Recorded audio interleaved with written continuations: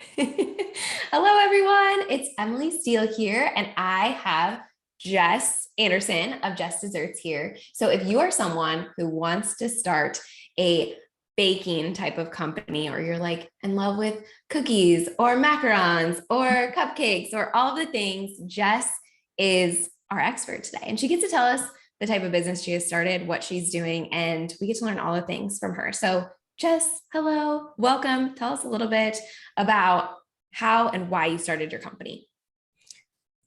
Hi. So it's kind of a long story, honestly, but I'll keep it short. Just because I started baking when I was literally like 9 years old. And just always had a passion for that. And as I got older, it just fit more and more into my life and became something that I wanted to pursue as a career. Pretty early on, I decided that I wanted to have my own business, but didn't really know when or how that was going to happen. So I went to college. I have a food science degree from Iowa State. And the fall after I graduated, I'd been making a lot of orders and stuff for people, just mostly like family and friends, but things were kind of picking up. And one night I was sitting at home and I decided there was nothing preventing me from starting my business. So I just did it.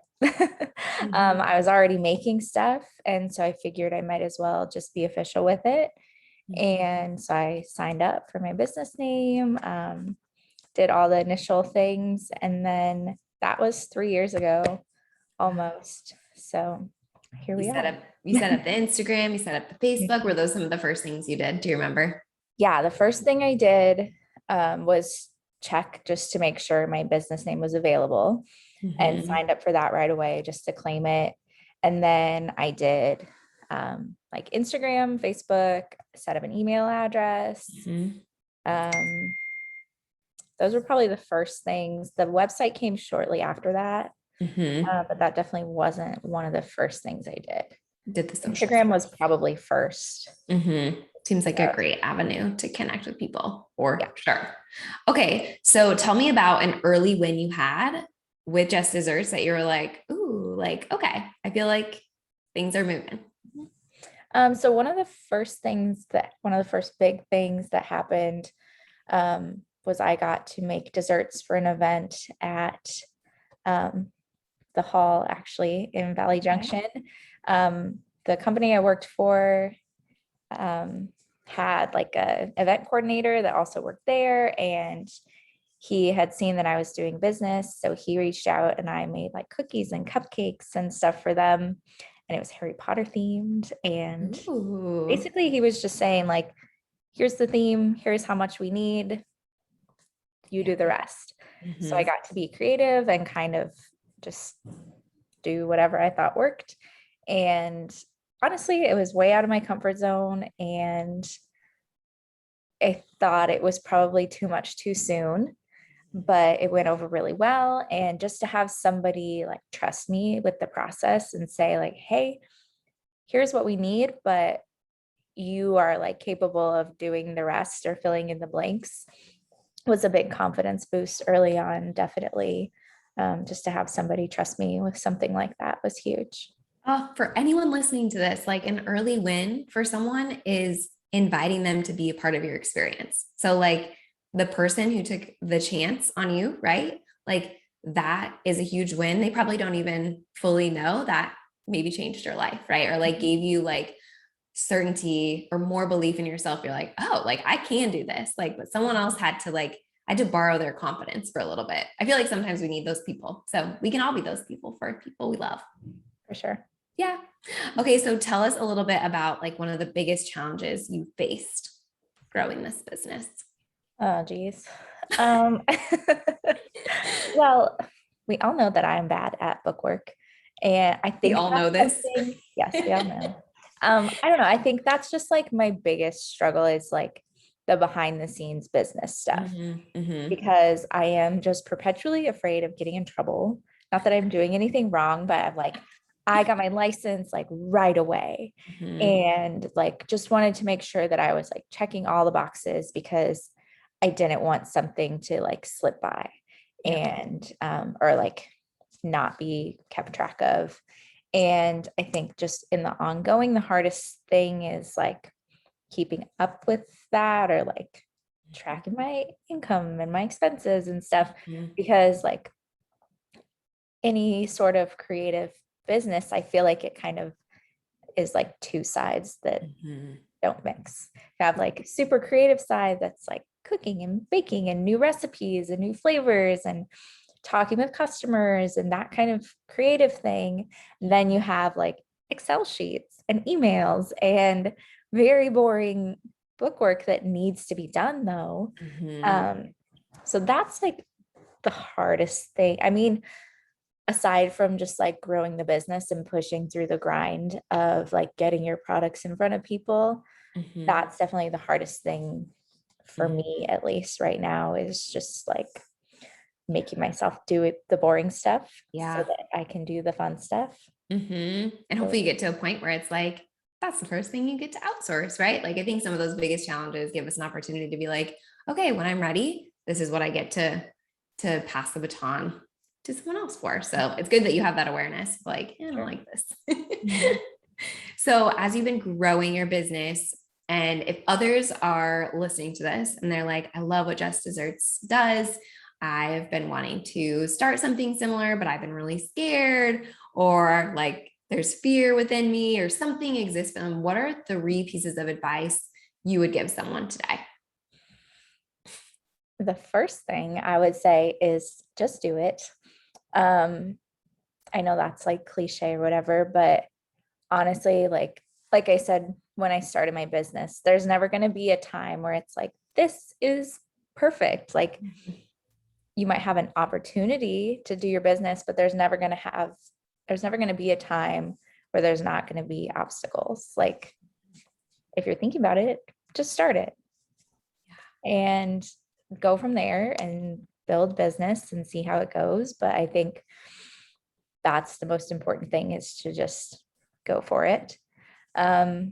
The next thing I would say is, I don't know how to word this for sure, but like grow within your means. I talked to somebody when I was in college, somebody who owned a local coffee shop, and they were really successful, but they always said like they just grew as it was right for them.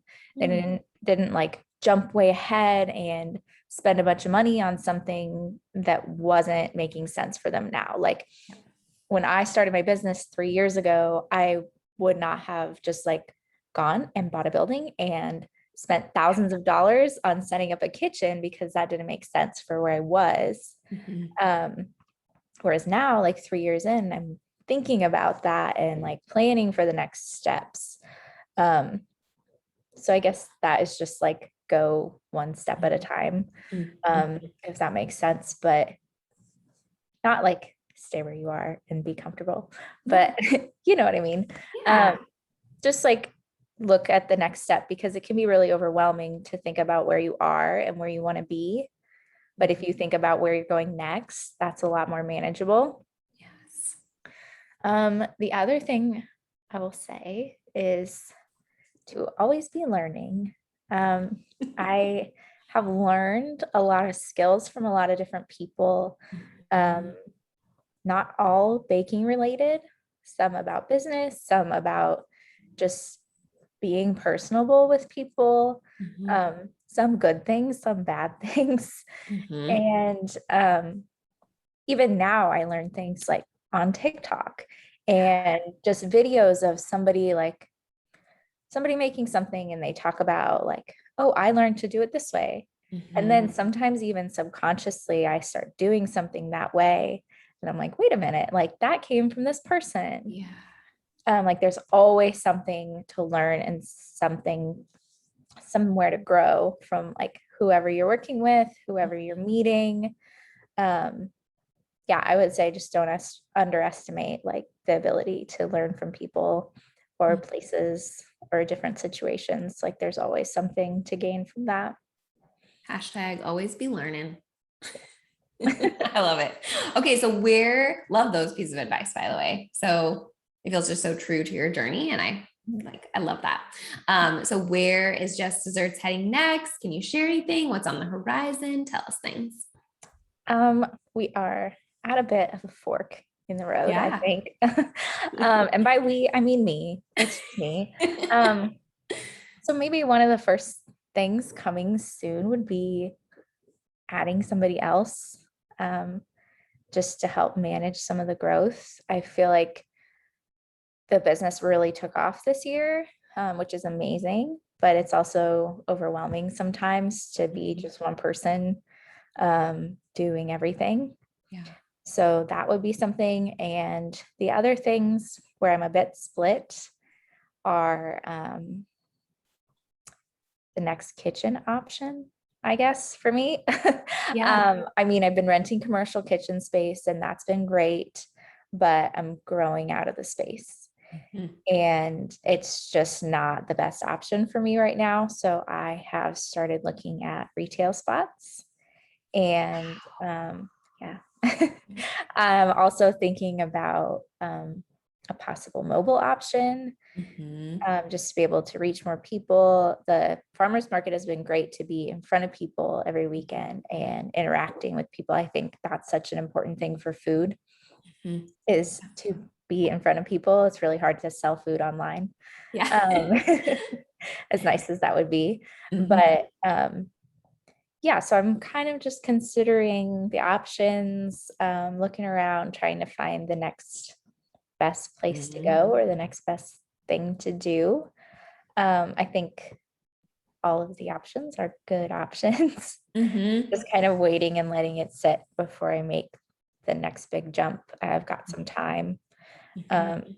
so we're going to ride the momentum from the summer a little bit longer Yep. and hopefully get settled into a new place this fall or winter. Oh, exciting. Okay. Well, on that note, people need to follow you and see what you decide to do. So, Yeah. where are you at on the internet? How can people connect with you if they want to stay in touch or learn more? So the best place is Instagram. We're at Jess Desserts DSM on Instagram and Facebook. And I do post to Facebook, but not as often. Mhm. Instagram is the best for updates, different products, new things happening, also just pictures of good food. So true. And the other thing is my email list. I just send out a monthly email to all the people on there with um, events for that month, the monthly dessert box announcements, and then just any other things that are happening. So that's the best option, Mhm. but Instagram is the most updated. The most updated. I feel like you're really communicative with your community too. So, if people want to DM you or ask more questions, they're like, hey, tell me more about this. When I heard the interview, I want to know more about this. I feel like you're very active in the DMs. So For I'm sure. sure you could show up. But okay, Yeah. cool. This is awesome. So if Yeah. anyone wants to start a business similar to Jess, like hopefully you feel inspired to take the next step. Like you just said, just do it, right? Like do it within your means, like take the next step forward. You don't have to do everything all at once. You have some great pieces of advice from the 3 years you've been doing this. And that is the point of this series. We're not learning from people who have done this for decades and decades and have like sold a company and done this. Like we're talking to people who are in it right now today. Like you will be somewhere different in like a year or two from now. So we'll just interview you again. And like this is a growing process. So I'm excited to share this with the world and get Jess Desserts out to more people. So thanks for being on today. Yeah. Thanks for having me.